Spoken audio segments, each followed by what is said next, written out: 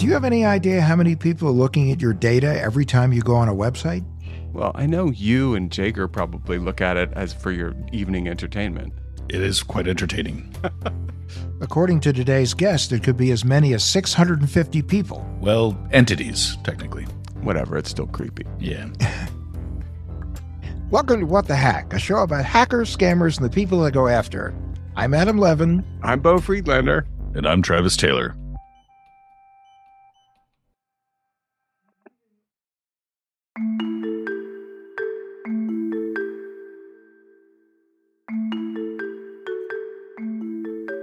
I am excited today because Ian Cohen, my old friend and work compadre, is on the show. I've known Ian for 17 years. Is that about right?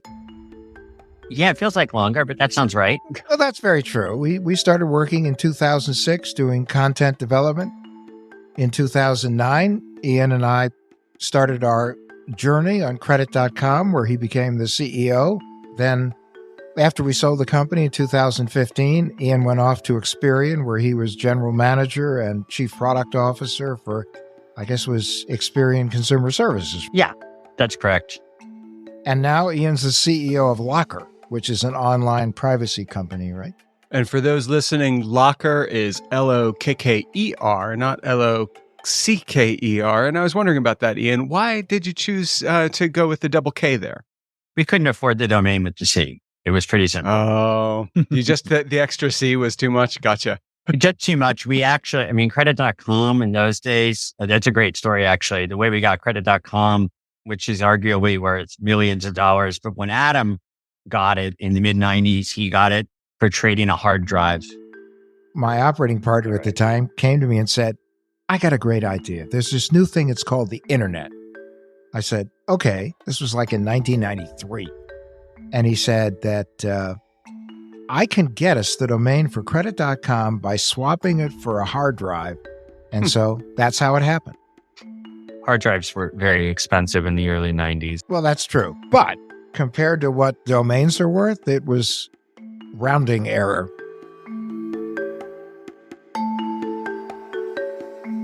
So on to Lokker and the missing C that was too expensive. What does Lokker do, Ian? Lokker protects companies and their customers' online privacy. That's what we do. And we can get into how we do it and why we do it. Well, I was going to say, my impression is that you're doing the impossible, because I feel like there's no way to protect my privacy these days. Is there one? As an individual, it's pretty damn hard. As a company, you can. Wow. Yeah, you can do it. You can do it with Lokker, and I'm sure we won't be the last company to invent this. One thing I just usually like to ask, just to kind of like introduce people into the topic, is why is privacy important? And the second question is, how is privacy for a company important versus for a private individual? Okay, I'm going to start with the company because it's a very simple answer. They're getting sued like crazy. That's why it's one reason why it's important for a company. But even beyond that, most companies want to do well by their customers. And a lot of what they're getting in trouble for is unintentional. What are they getting sued for? Well, there are now 11 state laws, omnibus state laws, and each one's different. So let's take the European Union in GDPR, the General Data Privacy Rules. And you've got a single standard. They've handed out $4.5 billion in fines. The U.S. doesn't have an equivalent. The U.S. doesn't have a national privacy law. Instead, the states have taken up the mantle. So many of the lawsuits out there right now are actually private class action attorneys bringing lawsuits against healthcare companies, hospitals in particular, well-known hospitals. We begin tonight with a story that we followed very closely since last month. A data mishap involving WakeMed inadvertently shared confidential patient information with Meta, that's Facebook's parent company. Now lawyers have filed a lawsuit saying this impacts hundreds of thousands of people. This is the 33-page lawsuit filed against WakeMed earlier this week. It alleges WakeMed violated its duty of confidentiality to patients and failed to... On top of that, so you also got a bunch of old laws that are being dredged up.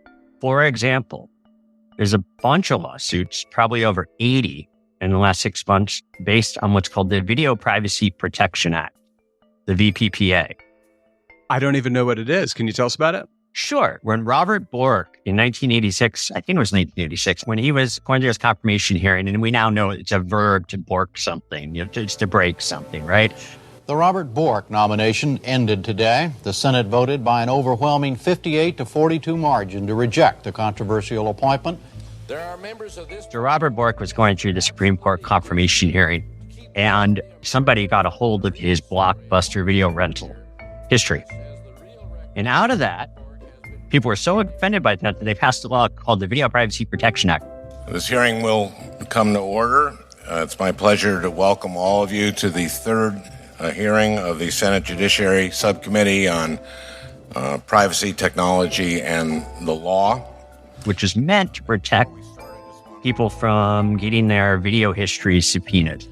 But today's hearing will focus on the Video Privacy Protection Act, a powerful privacy law that was written and passed by Chairman Leahy and Ranking Member Grassley of the full Judiciary Committee. I want to use this hearing to make sure that everyone knows.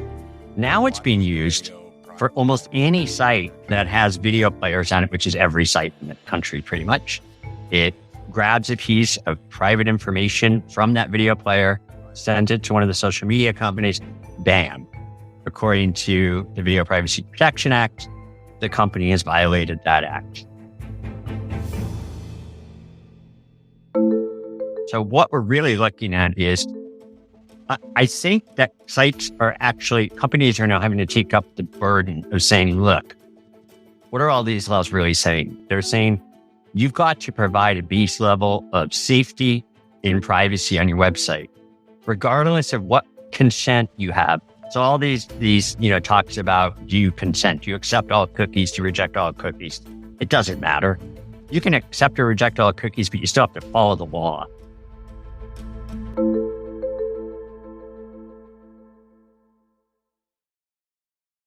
Can I play an Apple ad for you? Because I think it kind of cuts to the heart of it.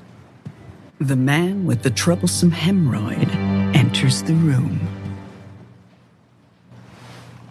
Excuse me. That wasn't me, said Hillary, who's only taken 347 steps today.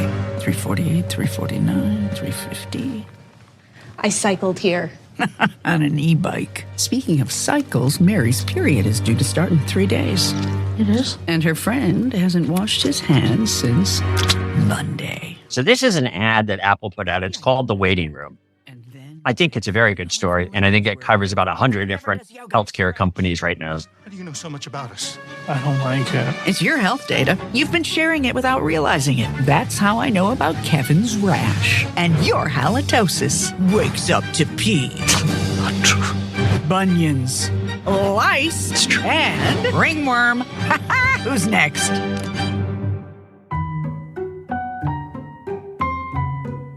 That's a great ad for Apple, and Apple using a tool on an Apple phone to help consumers.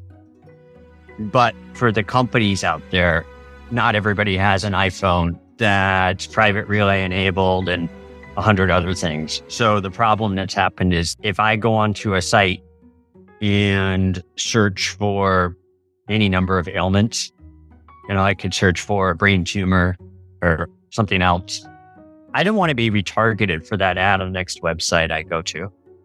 So those are the kinds of stories that are happening, where people are actually going to a hospital. But a long, long time ago, if you remember in 2010, or maybe it was earlier, there was a reporter that tracked all the anonymized, in air quotes, AOL data, and was able to take all these anonymous searches and re-identify someone and actually showed up at their door and said, we know you, we know your kid, you're a horticulturist, your shopping habits are X, Y, and Z. So that was at this point 13 years ago. Ian, why is retargeting an issue? I mean, isn't this the way companies normally do business, or? It is. It is normal. The issue is the core architecture of how websites are built. And this is why really good companies that serve their customers well, like hospitals, or intend to serve their customers well, are getting in trouble. So the problem is we don't build our sites with our own software anymore. We rent the software. It's called cloud software, right? So some of this cloud software is really good functionality. There's a whole list of these third parties that we all use to build our websites. Each one of those third parties also uses third parties to build their websites. And each one of those third parties uses other third parties. So the problem is on a single hospital page, we're finding 400 or 500 different trackers on that page. Wow. That's the problem. What's the outcome here? It sounds like a privacy nightmare. It sounds like we are like just getting scattershot all over the place. We are. It's a privacy nightmare. So here's the problem. The safest thing to do is just remove all the third parties from your website. But then you won't have a functioning website. And you probably won't make any money. So there's a real business issue here where the company needs to be able to do business and retarget people when they wish to be retargeted. It's a village. I kid you not. I've shown you guys, it's a shit show. And the bigger problem on top of that is the company can't see it. So again, I'm a company. I decide to use form software on my site and I decide to put a video player on my site. I decide, and this is the most common one, to add a little line of code that adds social media pixels to the bottom of my site because I'm a good purveyor of web presence and I want my users to have a community. Great. But that one third party adds 48 other scripts, and each one of those scripts adds other scripts. So the problem that the companies have, or the enterprises, we're talking about hospitals and financial services companies, the problem is they can't even see a lot of what's going on. Here's the bottom line. Cloud software, which is everything we're using, and that's not changing. We're all going to keep using cloud software. It doesn't get sent from your website, my website, to your computer. That's not how it works. It goes from wherever the cloud software is served directly into your browser. So what does Lokker do, though? How does Lokker solve this problem? And don't confuse me because I'm easily confused. So what Lokker does is we give a website or a company that might have 100 different websites. So we basically scan a website. We get all of the digital objects and we figure out what's bad. Like our whole job is to look at everything that I just told you in an ecosystem where there's hundreds of trackers and we figure out what's bad, meaning what's not supposed to be happening. We make sure you can run it the way you want to run it, not a bunch of third parties just piggybacking or hitchhiking along on your site. We're talking a lot about how companies end up losing control of their data and the like. What happens with that data and how is that harmful? In other words, if I have tendinitis and one of these trackers finds out about that, what are the consequences to me just as a guy just sitting in front of his computer, right? Okay, so let's start with 36% of breaches are from phishing. Mm-hmm. Where do you think the phishing data comes from? Oh, from breaches, from compromises. Oh, you don't even need to have a breach. All I need to do is go to a data broker and just buy data on it. Like, oh, isn't that sad, everybody? Let's think about that. It's a legitimate business. This is what Tony Soprano was saying all these years. He's a legitimate businessman. That's a perfect analogy, in my opinion. Like some of the biggest ones are regulated industries, most are not. Let's just take this at face value. Like if I'm trying to retarget you, I want to know everything about you. And if that's for sale for a retargeter, it's not like you go in and get, special credentials that you're the most upright and upstanding citizen when you go to get that data. So if I want to target you or a phishing attack or a ransomware attack or anything else, it's really, really easy for me to do it. So you show up in your bowling shirt and you go, I'm a legitimate businessman. I want to buy that data set, and bada bing, bada bang, bada boom, you're in. Technology is so far ahead of the law right now. And, we hear all the time that if you're not buying a product, you're the product. It's true. It's true. So that's the problem. That's one of the downstream problems. I think there are more serious ones in society, like the reason GDPR was passed in Europe. Why does Europe care more about privacy than the US? Have you ever heard the I have nothing to hide argument? And you'll understand why that's an absurd argument, that if I cherry picked over your emails or anything else, I could spin up any story I wanted about you. Right. So I have nothing to hide was particularly problematic in Nazi Germany. I don't care if I'm being tracked. They can track me all I want because I've got nothing to hide. Well, what about your 16-year-old's faux pas? Okay. Mm-hmm. Yeah. What about the fact that your loved one has cancer? What about the fact that they know where you are, your location device? What if you're in a part of the world where the regime is authoritarian? In Nazi Germany, if you were a gypsy, a Jew, or anything but an Aryan, you had a lot to hide. What if? And is that where the GDPR started from? Is that the premise they were starting from? Yeah, definitely. So Europe is starting from the premise of privacy matters for a whole different set of reasons. Not just with the Holocaust, but the fact that Europe was completely taken over by Nazi Germany, and it's like one of the worst authoritarian regimes ever. And every single bit of free-flowing information from academics to things in books to things in our ledgers got taken over by authoritarian regime. There's a sensitivity that leaves with your generation and your generation's kin. So they're starting from a perspective, we've seen this movie. We have seen this movie before, guys. And trust me, I have nothing to hide is the stupidest argument you could make. In fact, I could go to somebody, no matter what they believe here, right wing, left wing, and say, okay, well, the person you think could persecute you someday, do you want them to have everything you ever did on record? Probably not. But, look, the bottom line is I think we're just crossing into a realm where this has become this hugely popular political issue. Thank God. Because this is something I've wanted to see happen for a long time. And frankly, consumers, when I just explain how cloud software works and the client side and all the stuff that really we shouldn't even get into on the show, how's a consumer? No joke. How is a consumer supposed to show up at a site that says, do you accept or reject all trackers? And there's 650 of them. And I'm not making that number up. And it's not like the site's being very transparent by showing all their trackers. But how are you supposed to read it? Somebody estimated it would take 72 working days for a person to read every privacy policy they see when they're online. The average person. I'm not talking about your power user of Instagram.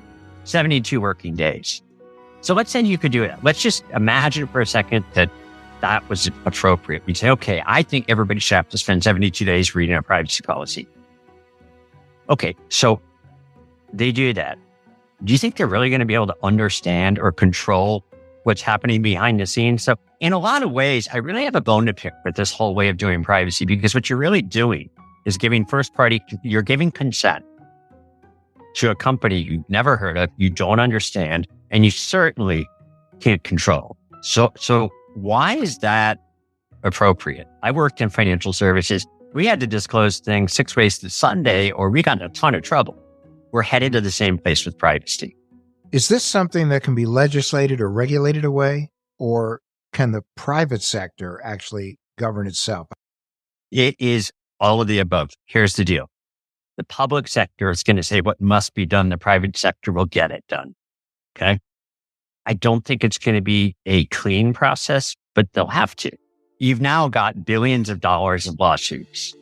Social media has become the most popular. It's become the new big tobacco, basically. So if you're a governor or a state AG, you have a lot of pressure on you to protect people's kids. And that's kind of where a lot of these regulations are starting to come from. So the point being, once you got protect kids and you see what's happening on social media, which is pretty horrible, you start getting all these proposals like, let's age gate sites. Mm-hmm. Yeah, I mean, so what does that mean? I'm now supposed to give you all my passport information to prove I'm an adult before I go to the site? That's not going to work. Yeah. And where are you going to store that? If we look at it that way, the private sector will take care of it after the public sector does something. I'm not sure the public sector is going to be happy. I don't think the public's going to be happy, because we've spent years with people saying, don't worry, it'll work itself out in the process. It never seems to work itself out. And I'll give you an example. Many years ago, I went to Washington, D.C., and I met with the majority at the time.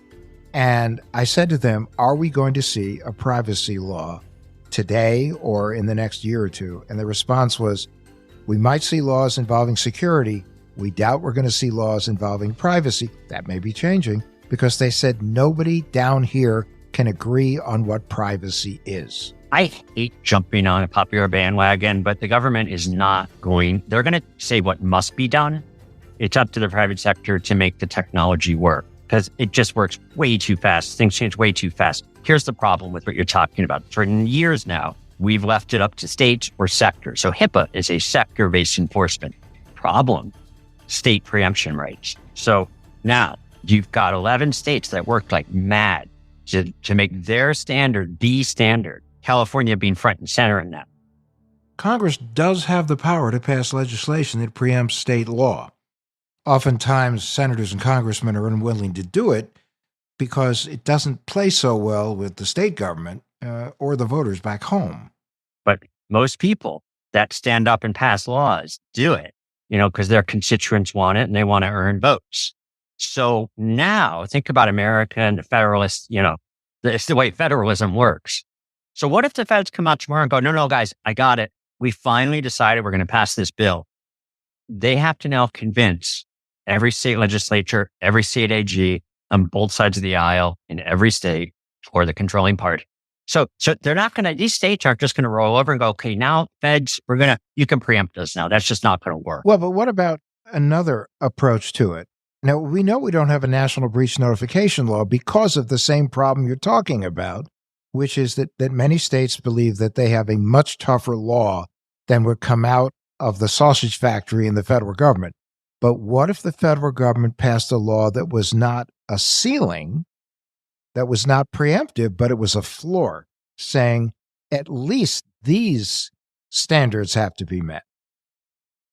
That's probably what will have to happen. So to set a floor, at that point, though, for a company, let's just take this back to how do you actually protect consumers' privacy? The company needs to do it. So now the company has to figure out how to comply with 25, 36 state laws plus a federal law. And I'm just getting to reality here. And COPPA, the Child Online Privacy and Protection Act, and HISA, the Kids Internet Security Act, there's enough stick now that people are saying, well, crap, I don't want to collect a bunch of, identifications from a bunch of adults, nor are the adults going to give it to me. But if I accidentally serve content that's inappropriate to anybody under 16, I'm going to get, strung up and drawn and quartered.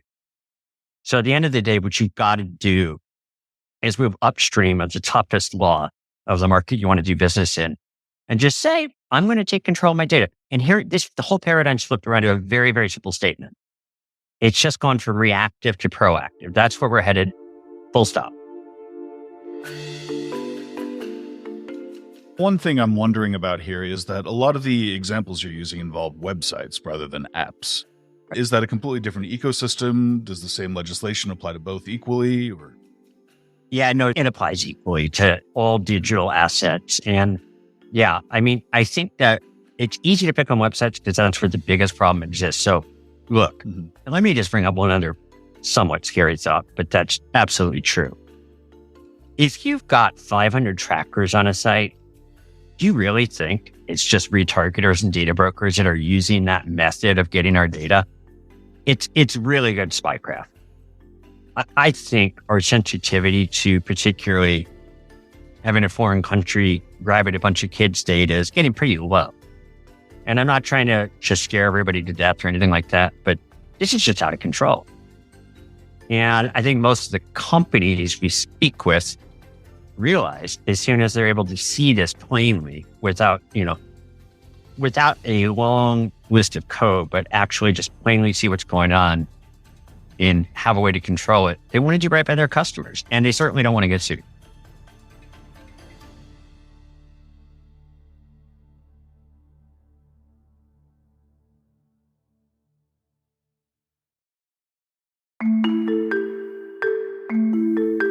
Ian, so if I'm a business and I come to you and say, okay, I understand that I've got a problem on my website. I don't even know how big a problem it is, but I know there is a problem.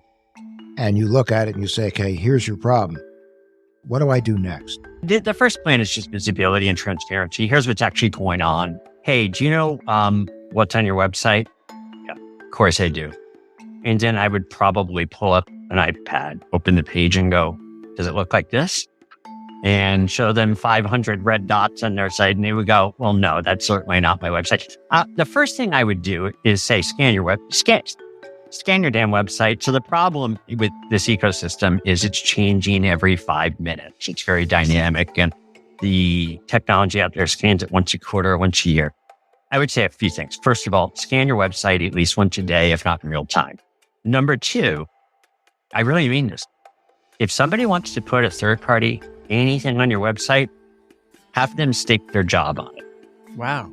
Like, come on. I mean, because we are seeing just a litter of stuff on websites. So make sure that you understand what's on your site, meaning that you got to scan it every day and you've got to have real-time control over what's on your site. But I would just say, look, do a simple audit. Here's everything on your site, and there are other tools that can do that too, and go through it all and go, well, how the hell did that happen? Because you're probably not going to be happy with what you see. What is an actionable piece of advice that you can provide to me? Oh, go stick your head in the sand and never get on the internet again. Or look, there's some basic things you can do, but it's, so if you have Apple, turn on private relay. That was the point of that commercial. What private relay does, it hides your IP address, which hides a lot of your location tracking. And I don't know about you. I particularly don't like people knowing exactly where I am. And I don't like people selling the data that know exactly where I am for obvious reasons. Use private browsers. And there's a few out there. Okay. Safari is better than Chrome, but they're all kind of bad. But there are tools you can download. DuckDuckGo is a decent search engine. Do I use it instead of Google or Bing or whatever else you're using? And then there's all the stuff you guys talk about, like don't trust anybody. You heard the term zero trust. Privacy sets a floor of what we're allowing as a society.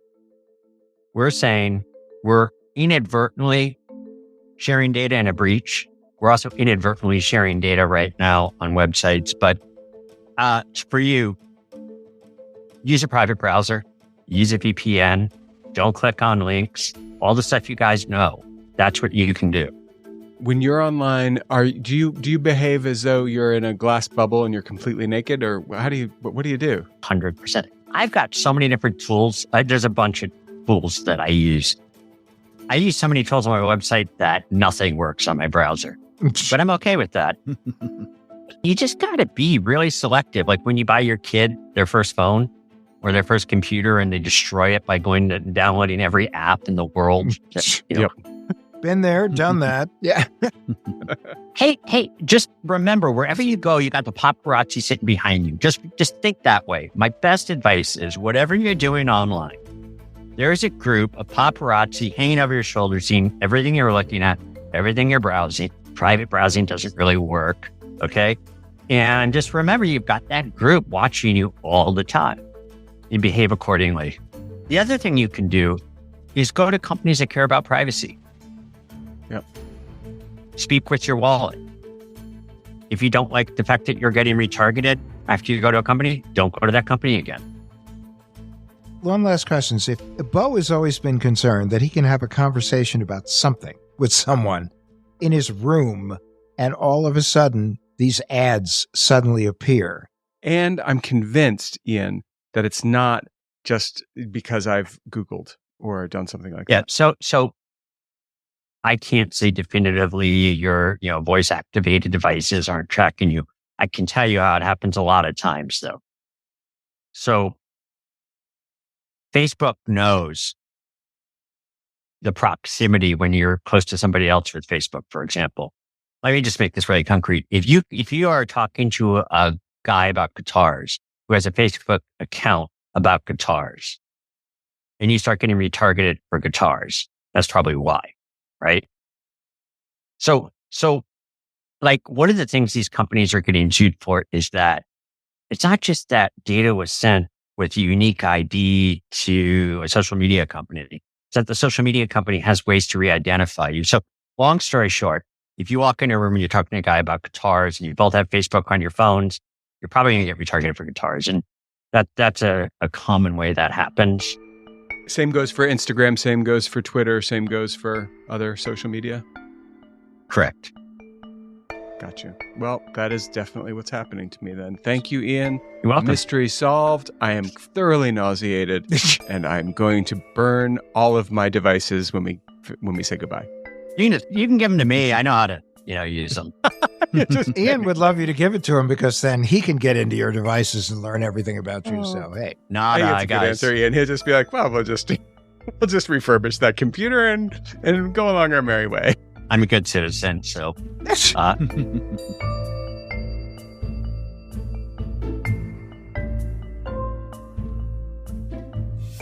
Guys, great seeing you. Awesome to have you, buddy. Thank you. Till we meet again. Bye.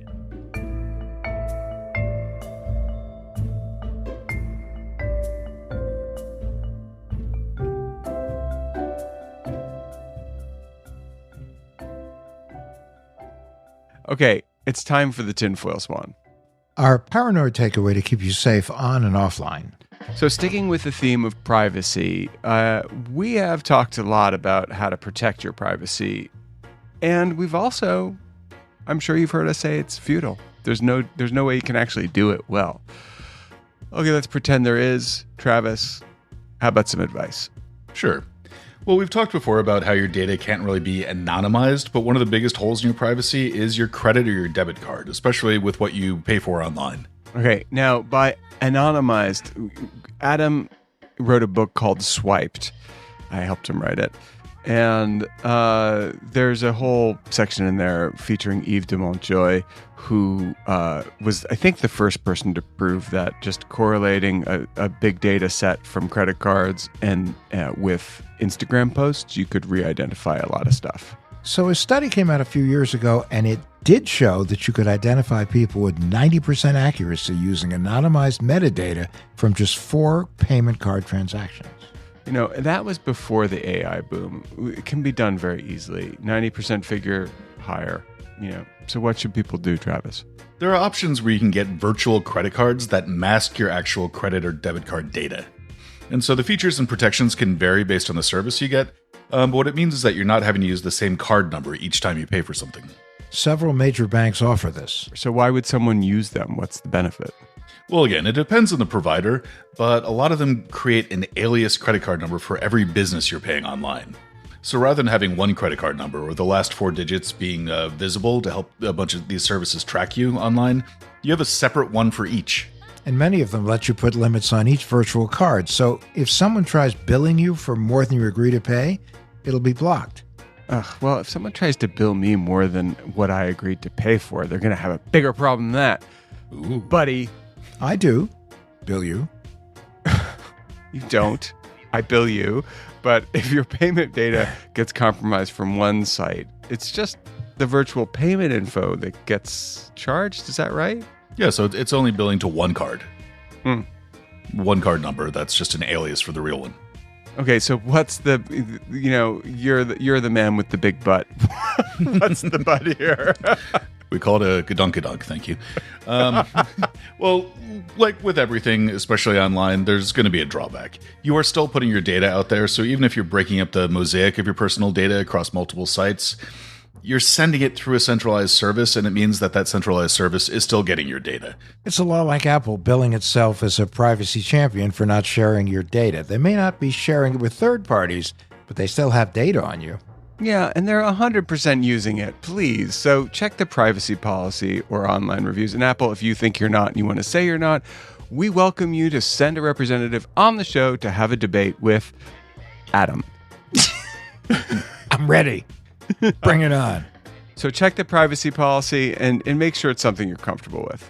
And what information they need up front. One of the more popular virtual card services requires your social security number and your checking account to use it. That comes with its own set of risks. It gets worse and worse. This is like, not only do you have a woodchuck, but it just ate your car. Any transaction online can eventually get traced, especially by law enforcement. But It sounds like this is a good stopgap against the free-for-all with your data that Ian was describing. And it gives you more control over your payment information and who's seeing it. And that's our Tin Foil Swan. Woodchuck eating your car? That Really? just came out. I'm sorry. I don't know. That is an unsettling mental image.